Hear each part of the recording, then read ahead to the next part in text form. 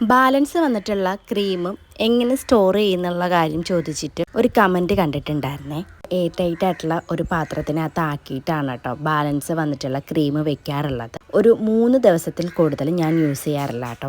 Maximum ഞാൻ balance cream വരാത്ത രീതിയിലാണ് കേട്ടോ ബീറ്റ് ചെയ്തെടുക്കുന്നത്. 1 kgക്ക് 1.5 കപ്പ് ആ ഒരു അളവിലാണ് കേട്ടോ ഞാൻ ബീറ്റ് ചെയ്യുന്നത്. പിന്നെ ഓർഡറൊക്കെ ഒന്നിച്ച് വരുന്ന സമയത്താണെങ്കിൽ ഒറ്റ പാക്കറ്റ് ഒന്നിച്ചിട്ട് ആക്കുമ്പോൾ ഒരുപാട് അങ്ങനെ ബാലൻസ് വരാറില്ല കേട്ടോ. പിന്നെ കളർ മിക്സ് ചെയ്തിട്ടുള്ള ക്രീമുകൾ ഞാൻ സ്റ്റോർ ചെയ്യാറില്ല.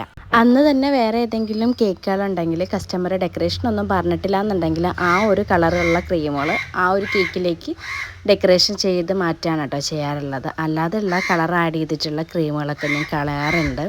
അപ്പോൾ ബാലൻസ് വരുന്ന ക്രീം എങ്ങനെയാണ് സ്റ്റോർ ചെയ്യുന്നതിൻ്റെയുള്ള കാര്യം മനസ്സിലായെന്ന് വിചാരിക്കുന്നു. പിന്നെ മുന്നേ ഞാനൊരു 1 kgൻ്റെ കേക്ക് കുറച്ച് പരത്തിയിട്ട് ചെയ്ത ഒരു വീഡിയോ അപ്ലോഡ് ചെയ്തിട്ടുണ്ടായിരുന്നു. അതിലൊരു കമൻറ്റ് കണ്ടു, വെറും തിൻ ലെയറായി പോയി എന്നുള്ള കാര്യം. അത് 10 ഇഞ്ച് മോൾഡിലാണ് കേട്ടോ ചെയ്തിട്ടുള്ളത്. അതുകൊണ്ടാണ് അത്രയും തിന്നായിട്ടുണ്ടായിരുന്നത്. ഈ ചെയ്യുന്നത് 1.5 kg വന്നിട്ടുണ്ടായിരുന്ന ഒന്ന് പരത്തിയിട്ട് ചെയ്യാൻ പറഞ്ഞതാണ്. ഇത് ഞാൻ 10 ഇഞ്ചിലാണ് കേട്ടോ ചെയ്തിട്ടുള്ളത്. അത്യാവശ്യം നല്ല കട്ടിയുള്ള ലെയറാണ് കേട്ടോ കിട്ടിയിട്ടുള്ളത്. ഞാൻ മുന്നേ ചെയ്തിട്ടുണ്ടായിരുന്ന കേക്ക് 1 kgയിൽ പരത്തിയിട്ട് ചെയ്തിട്ടുള്ളൊരു കേക്കായിരുന്നു. അത് ഞാൻ ആ ഒരു വീഡിയോയിൽ തന്നെ ക്ലിയർ ആയിട്ട് പറഞ്ഞിട്ടുണ്ടായിരുന്നു കേട്ടോ.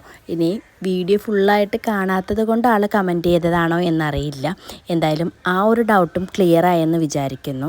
അപ്പോൾ ഇനിയും ഇതേപോലുള്ള എന്തെങ്കിലും ഡൗട്ട് ഉണ്ടെങ്കിൽ കമൻറ്റ് ചെയ്താൽ മതി കേട്ടോ. അപ്പോൾ ഇന്നത്തെ വീഡിയോ ഇത്രയേ ഉള്ളൂ. വീഡിയോ ഇഷ്ടമാണെങ്കിൽ പ്ലീസ് ഒന്ന് ലൈക്ക് ചെയ്യുക, ഷെയർ ചെയ്യുക, കമൻറ്റ് ചെയ്യുക. സബ്സ്ക്രൈബ് ചെയ്ത് കാണുന്ന കൂട്ടുകാരുണ്ടെങ്കിൽ എൻ്റെ ചാനലൊന്ന് സബ്സ്ക്രൈബ് ചെയ്ത് സപ്പോർട്ടും കൂടെ ചെയ്യണം കേട്ടോ. അപ്പോൾ അടുത്തൊരു കുട്ടി വീഡിയോ ആയിട്ട് കാണുന്നത് വരെ താങ്ക് യു ഫോർ വാച്ചിങ്.